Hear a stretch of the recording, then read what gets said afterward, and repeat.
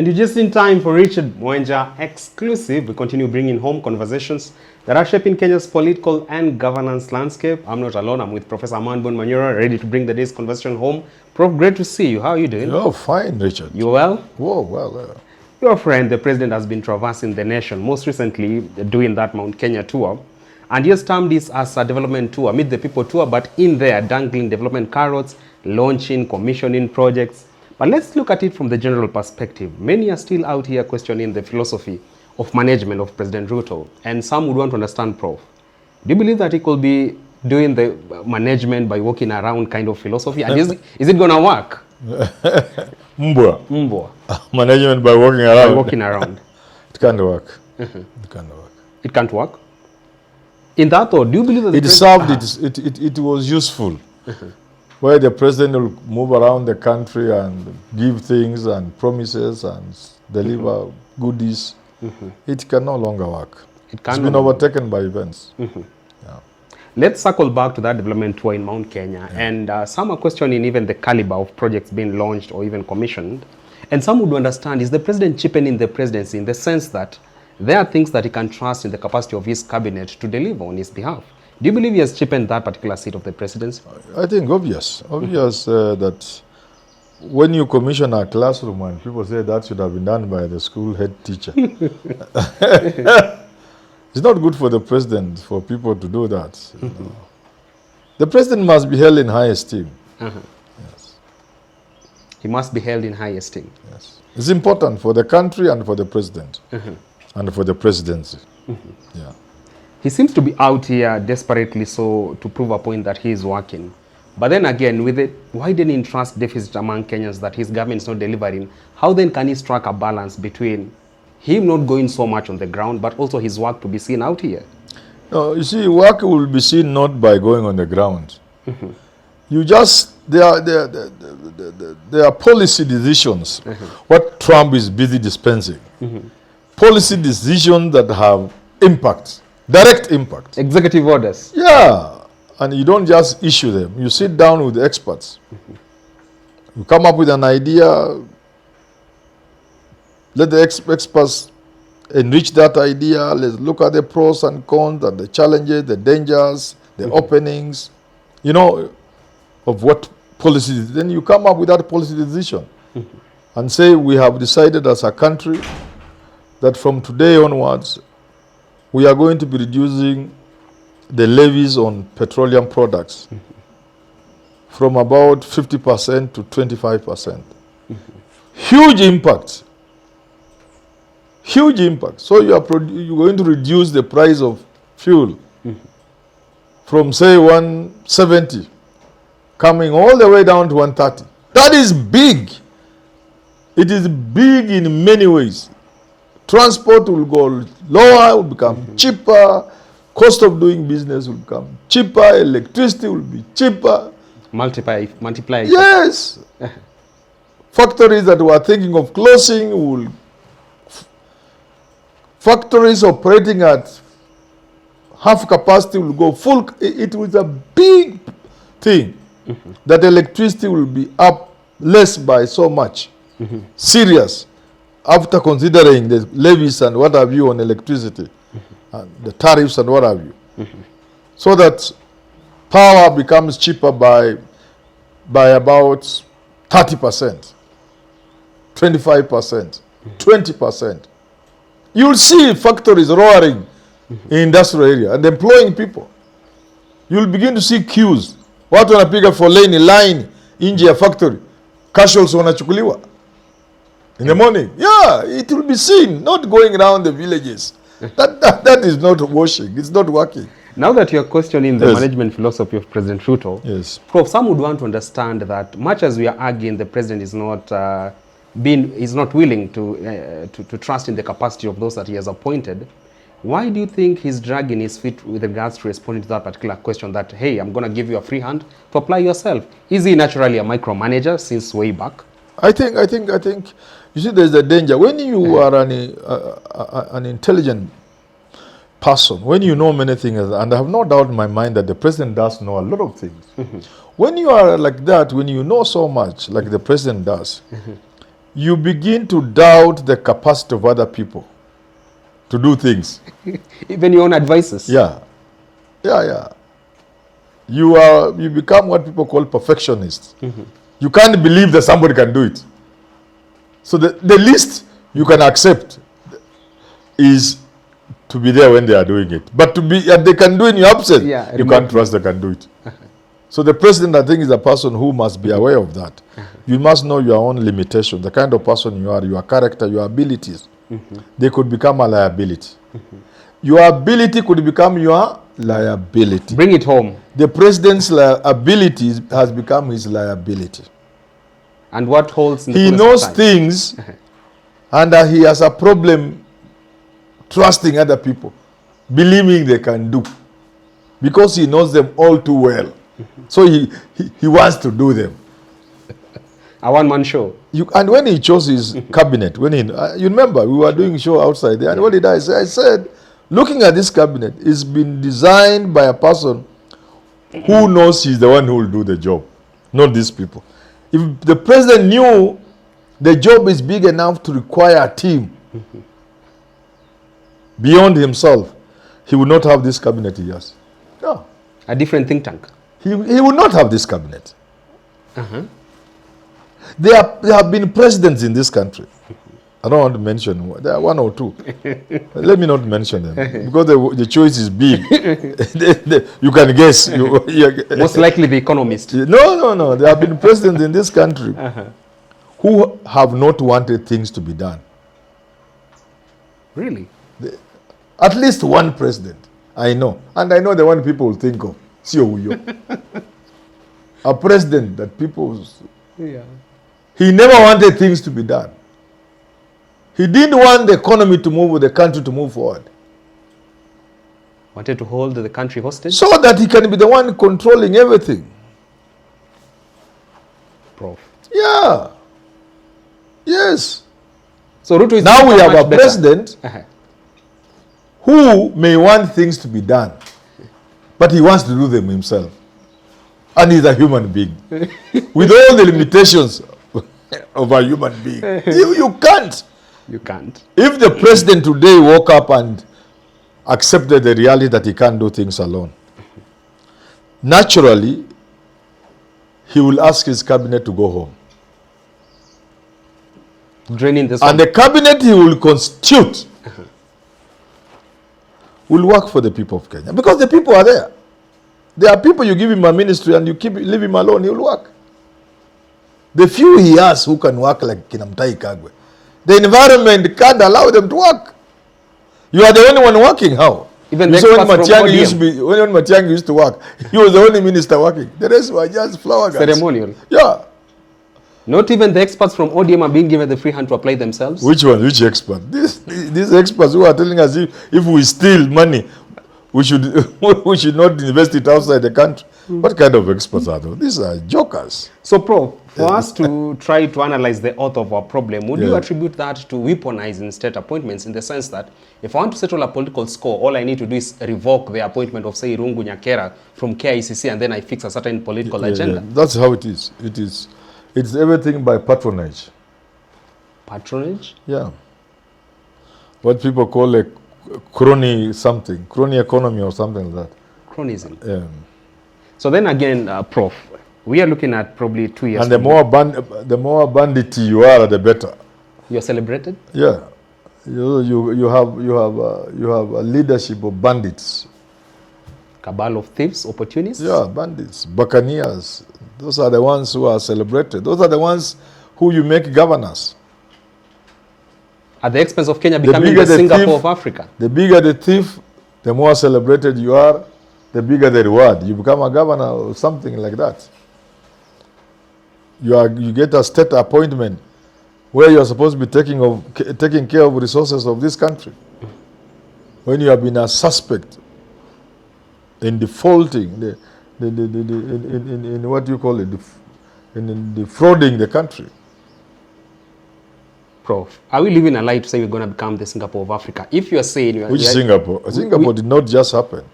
Please, I don't want to hear Kenyans talk about Singapore. Read the story of Singapore. It didn't just happen. It took the determination of Singaporeans the leadership under one man, Lee Kuan Yew.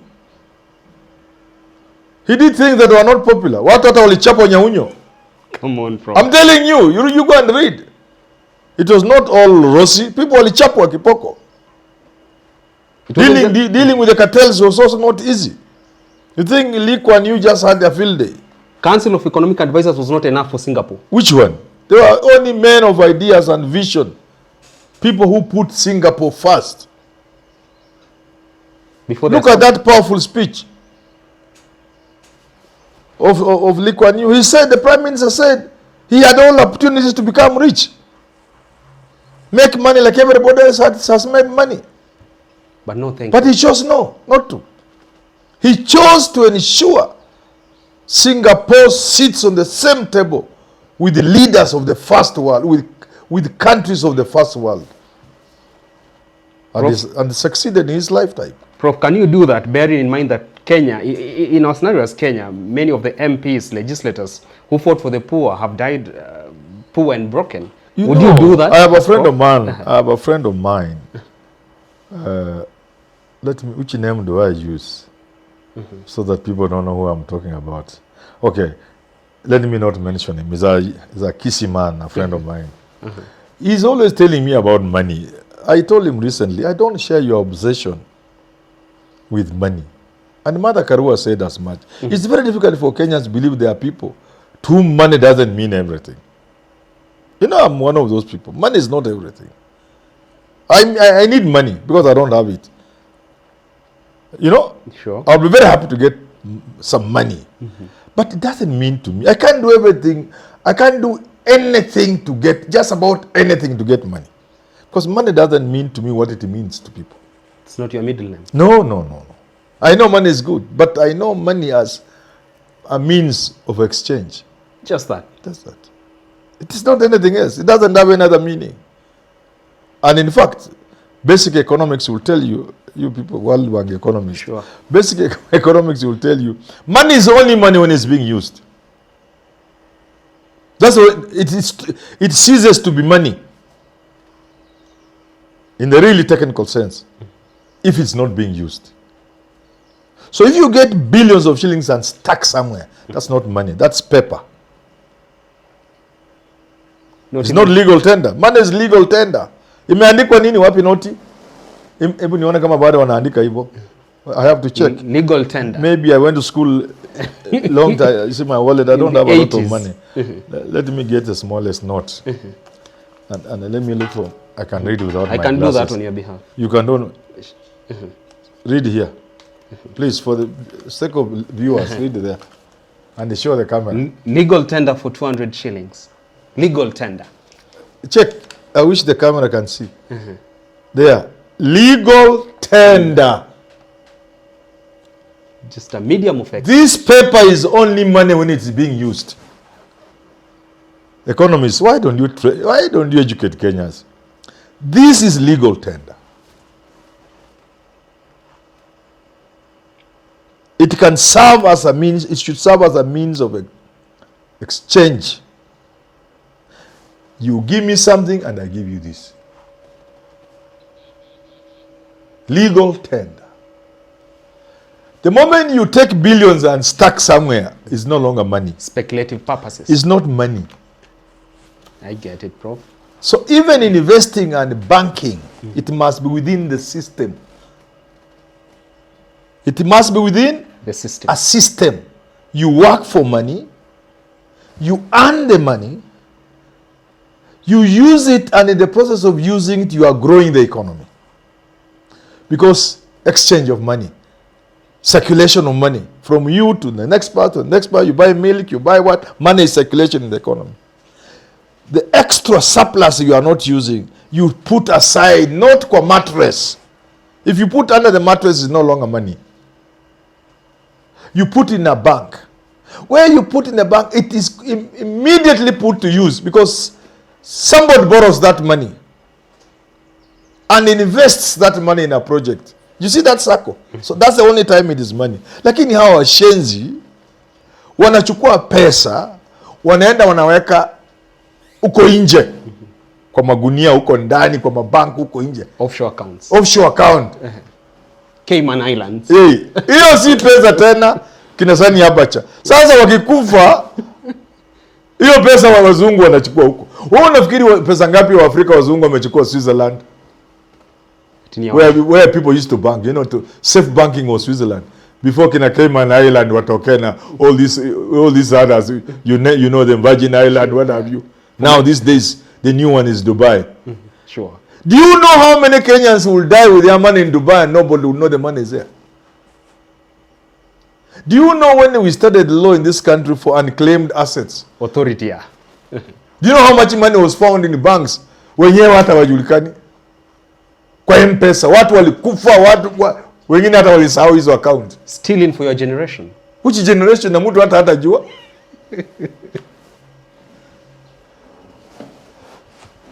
Nobody knows where your money is. Even your children, your wife, nobody knows. Same way you talk about ghost landlords so in Kenya. That is not money. Money is only money when it's being put to use. And money you have stolen and gone to stash somewhere in Dubai in some funny accounts. Sure. It's not money. We get your point, Prof. Very lastly, in the interest of time. You've talked about Singapore getting to where it is today because of meritocracy taking the front row seat. Yes. But when you look at the composition of the executive today and even the appointments from President Ruto, are you convinced that to him, meritocracy remains a foreign word, but mediocrity is the middle name of his regime? Of course. You can say that without blinking twice? Why would I blink? And it's obvious. Everybody knows it is mediocrity that is everywhere. Instead of meritocracy? It's everywhere. It's mediocrity. Until, now the danger is this. When a country is ruled by mediocrity, when the weakest, the least among you take the center stage, those able begin the process of giving up. What happens? You apply for the position of Chief Justice, and only 13 Kenyans apply. Only 13. What does that tell you? People have given up. They know they will not get. And of those who apply, let's not say anything. Let's just keep quiet. Maybe just one person can get anywhere to being a Chief Justice. That's where you are. IBC chairman. You apply for, you advertise for position of Vice Chancellor of the University of Nairobi. Just a handful of people apply. And you look at the list and you wonder, can anybody on this list run the University of Nairobi? And I'm talking as a staff there. They will get tomorrow and sack him if they want. I don't even care. Now, I look at the list. None of them can run a university. Despite being professors? Being professor is not runs a university. It requires more than that. One of the vice chancellors was fighting to be vice chancellor. I asked him, my friend, why are you fighting to be vice chancellor? Is there anything you can bring at the University of Nairobi? He told me, Manyora, wait and see. I have a PhD. No, not that. He took over and there's nothing he did. That's where the country has reached. The able people who are capable have left the show to be run by those who are useless. And they know they can't compete. That is the danger of favoritism, lack of meritocracy, corruption, nepotism. That's why it drives society. To a point where those who are capable for their peace of mind, wasema, wacha wenyewe waendeshe nchi yao. It will bring forth brain drain. Wacha wafanye mambo yao. People give up. Let me go to you. And nothing shows you more than what I've told you. You advertise for a big job. And there are no Kenyans willing to apply for the job. They know the jobs are for the weakest. So for the least capable. A Kenya better applies for vice chancellor position in a US university than here. Yes. Brain drain. Yes. Because these Kenyans live here and they do wonders elsewhere. You have your Kenyatta hospital. It is stinking. Patients are in danger. They are being killed in the ward. You know that recently it happened. Sure. People are opening wrong skulls. Mtu anapasua kichwa yako. Wewe umedunga dawa uende ufanyiwe kwa upasuaji mahali hapa. Mtu anapasua kichwa yako. Despicable. And yet Kenyans are running hospitals across the world. Tier 1 hospitals. Yes, big hospitals. They are doing big things across the world. Big things. Because they have given up on Kenya. That is the danger of corruption. That's what corruption does. It discourages talent. That's what nepotism does. Cronyism. Favoritism. You know, impunity. What does it do? Only one thing. It makes people give up. We are done. And then the country is done, because once the people God has given abilities, and it's not everybody with those abilities. These are rare people. You go to traditional societies, we are talking about medicine men. People with rare abilities in society. They are not many. And they are in this country. God has given you those people to make this society move forward. But you choose imbeciles and idiots instead and give them jobs. Let's stop at imbeciles and idiots giving them job when meritocracy should be the thing Correct. that's taking the front row seat in Kenya. Correct. That has been our conversation today on Richard Mwanje Exclusive. Let's do this again next week here on the channel. Stay tuned.